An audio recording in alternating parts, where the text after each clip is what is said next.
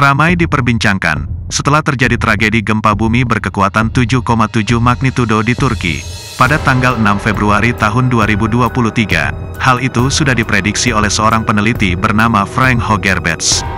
Ia sempat membuat status di Twitter 3 hari sebelum gempa terjadi. Hogerbets menulis, cepat atau lambat akan ada gempa 7,5 magnitudo di wilayah ini, Turki Tengah Selatan, Yordania, Suriah, dan Lebanon. Ramalannya pun jadi kenyataan, lantas banyak yang bertanya-tanya, apa teknik yang dia pakai untuk memprediksi bencana alam. Menurut bio Twitternya, Hogerbets adalah seorang peneliti di lembaga SSGEOS dan berdomisili di Belanda. Lantas bagaimana metode SSGEOS dalam memetakan gempa bumi yang akan terjadi? SSGEOS adalah singkatan dari Solar System Geometry Survey. Ini adalah lembaga penelitian yang memantau geometri antar benda langit, yang terkait dengan aktivitas seismik. Benda langit yang dimaksud adalah matahari, planet-planet dan bulan. Petunjuk pertama bahwa formasi geometri tertentu di tata surya dapat menyebabkan gempa bumi besar, yaitu, ditemukan pada tanggal 23 Juni tahun 2014, ketika 3 gempa raksasa di tempat berbeda berkekuatan lebih dari 7 magnitudo yang terjadi di Pasifik Selatan dan Pasifik Utara. Di mana hal itu terjadi tanpa adanya tanda-tanda peningkatan aktivitas seismik yang diterbitkan oleh Badan Seismologi. Ibarat tiada awan dan mendung tiba-tiba hujan. Lantas sekelompok peneliti ini mencoba mencari petunjuk lain dari luar bumi. Dan diketahui nampak bahwa, sekitar tanggal 23 Juni tahun 2014 ada 6 planet yang membentuk formasi segitiga berada di dekat bumi.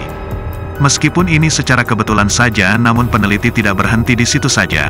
Diketahui juga terkait peristiwa meteo tsunami yang pernah terjadi di Mediterania hingga Laut Hitam, terjadi akibat adanya fenomena perubahan gaya di atmosfer yang tidak biasa, dan itu dapat mempengaruhi keadaan permukaan bumi.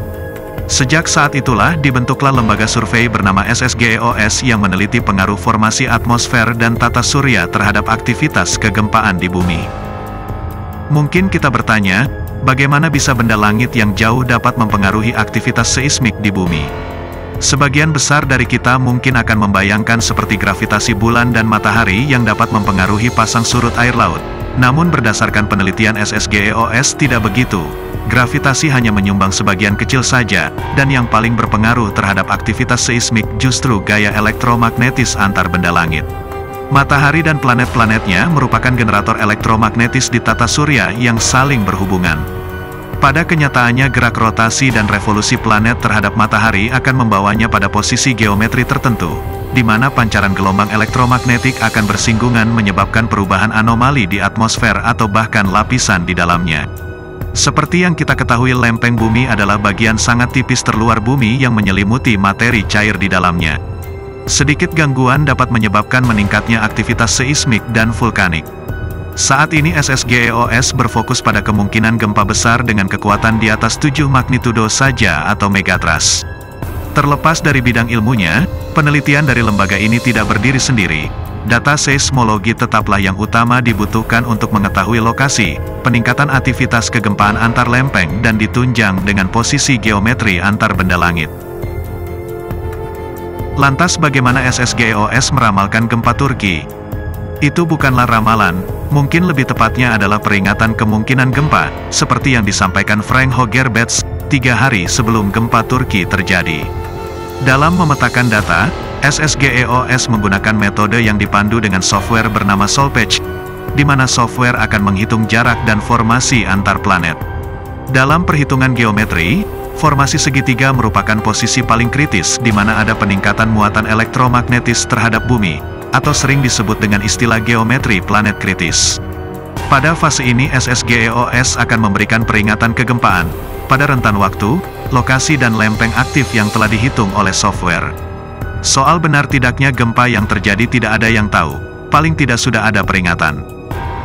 Selain peringatan gempa Turki 2023 waktu lalu, sebelumnya lembaga ini juga pernah berhasil memberikan prediksi geometri planet kritis pada tanggal 22 April tahun 2015, yang terbukti dengan terjadinya gempa 7,8 magnitudo yang mengguncang Nepal 3 hari setelahnya.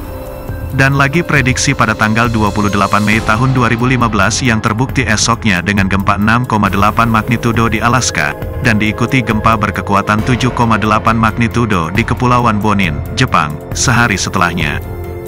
Bagaimana menurut kalian? Masalah tepat dan tidaknya paling tidak SSGEOS memberikan keilmuan baru di bidang seismologi. Tanpa membandingkan lembaga mana yang lebih akurat, baik USGS, SSGEOS maupun BMKG, semuanya bertujuan untuk menanggulangi dampak buruk bagi bencana kemanusiaan. Jika suka video ini jangan lupa like dan subscribe, sampai jumpa di video selanjutnya, salam sukses selalu.